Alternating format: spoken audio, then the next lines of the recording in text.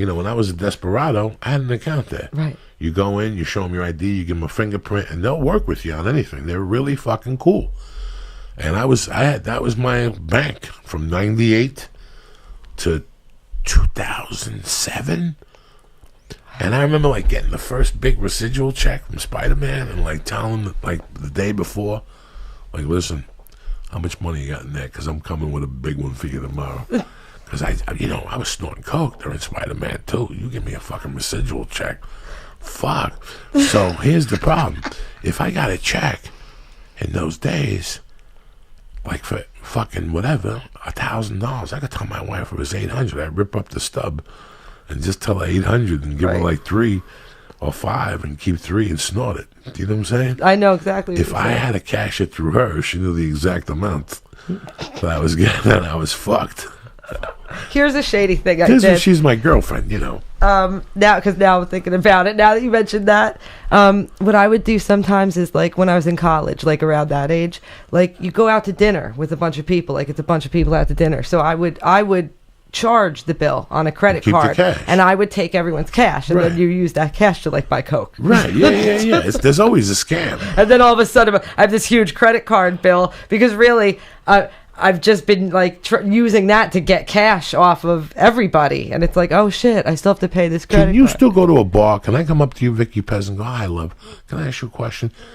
Give me the bill for me and my friend, but do me a favor. Give me 100 back, keep 20 for yourself. So once you give me the bill, let's say it's $84 fucking dollars, right? I'm gonna give you a $20 tip, right? Whatever $84 is, it's $8.40, and $8.40 is $16.80. So I'm gonna throw you a 20, and I'm gonna go, listen, do me a favor, add 100 to that bill, give me 100 out of the register, and I'm gonna give you 20 cash back. Do people still do that scam? Oh, I don't know. It's not a scam. It's just real. You know, sometimes I'm at a bar and I'm light money, and add an extra 100 to this. It's kind of fucked up. It's on the borderline of illegal. I'm not sure.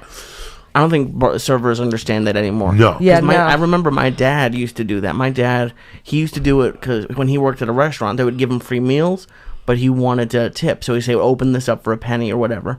But, But now, I started talking your accent. Now, everyone, like, whenever I go to a restaurant, they can't even handle splitting a check. And it's on a computer. It's like it couldn't be easier, and people can't even handle splitting a check. So I don't think anyone's gonna be able to. Like, if you went there and asked, put $100 on this, they'd probably be like, "What? I'm gonna get fired." In the mid '80s, I used to get stolen credit cards. I had a friend of mine who would just hand them over fresh with an amount, and you had to wait till the consumer used the card twice, called in, then they opened the account. In those days, there were banks that people were so kinky that when Vicky Pezza got a card, they printed 2 cards. One went to Vicky Pezza, and one went to me. So if they printed 10 cards a day, I got 10 cards, and I had 10 dudes who go out and work the cards. Right. And I get 10% of their action. This is a real fucking thing. To be really effective with that, you have to go into a different area. So if you live in Jersey, and I get the bank out of New York, you have to go like Michigan. Yeah. So you would drive to Michigan, go to a mall, and go crazy. In those days, the computer, in the 80s, when I was doing the credit cards, the computers were so slow in those days that even if Vicky Pezza called and said, hi, it's 7 p.m. in California, I just realized somebody stole my card, they'd freeze it, but it would only be in that time zone. This is how slow, how long we've come. How you feeling over there, doctor? I'm feeling better. This is about a minute. fucked up, right? So you could, in those days, I'd take Vicky Pez's card and I'd overnight mail it to Lee in California. Lee would have 2 days to use that card before California would get hit. This is how crazy this is. The things you learn when you're out there. Like, you guys were too young. Under $50, up to like 1990, if you didn't charge $50, you could just sign. There was no swiper. They put it in a thing and went and ripped the receipt and gave it back to you. So you were called. I remember that. You were called an under the limit thief. People made a living being under the limit thieves. Because I go, Vicky, what do you need today? I need 3 underwear from Marie E.T. Okay, how much? $40. No problem. I'll go get you the underwear. You give me 20. And then I go get Chinese lunch, and I buy you and Lee lunch. Because it's $5 for the lunch. So even with tip, it's fucking 22, 25. It was called under the limit living. You wouldn't charge, and you have to go when people are busy. Every great fucking moon. See, in those days, American Express, Diners Club, MasterCard, and Visa sent out a booklet every weekly. Okay? Every week? Every fucking Monday when you went to work, you had to take 4 booklets, Diners Club, and throw it away and get 4 more booklets, okay? So let's say we're at fucking Starbucks. And I come in and I go, all right, let me get a coffee for Lee. Fucking Vicky, give Lenny 2 drinks. He's going to need them. Get the dog a drink. Give the guy that fucking Momo sitting there a drink.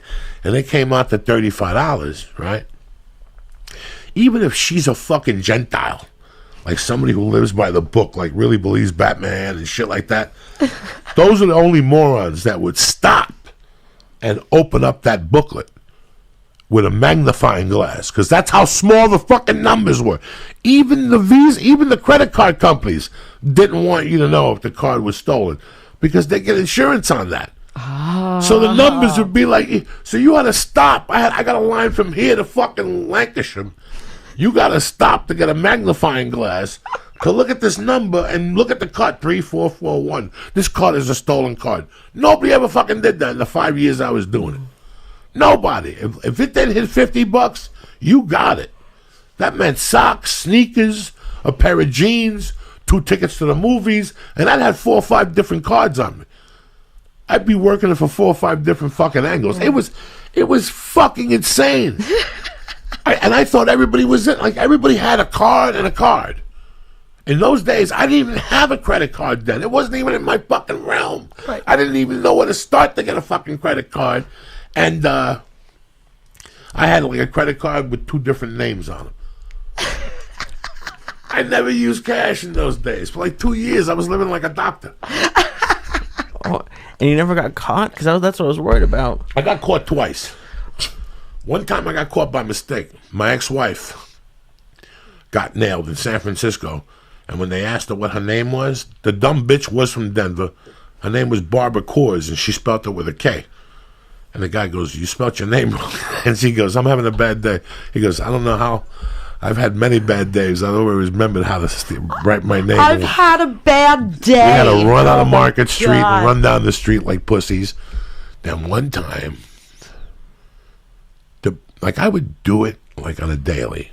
There was like a year or 2 where I had this friend that I had met by mistake through a friend. It's not like I even grew up with him. And he's the one that told me about this scam. We're going in like fucking Marines, you understand me? Welcome to church, motherfucker.